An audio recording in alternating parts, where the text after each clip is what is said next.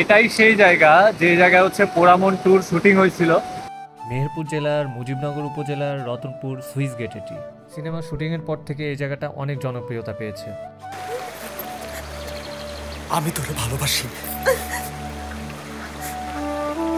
আমি তোরে ভালোবাসি। এই তিনটা শব্দ শোনার লেগে তোর পিছে আমি পাগলের মতো ছুটছি, কিন্তু শুনতে পারি নাই। যখন আমি শুনতে চাইছি তুই আমার শোনাস নাই। অহন আমি আর শুনতে চাই না। অহন আমি আর তোরে ভালোবাসি না। তুই বাচ্চার বোঝে না বোঝে না আমার এই পোড়া মন। বাংলাদেশের বিভিন্ন জেলা থেকে লোকজন এখানে ঘুরতে আসে এবং সকাল থেকে রাত পর্যন্ত ভিড় থাকে। আপনারা চাইলে আসতে পারেন।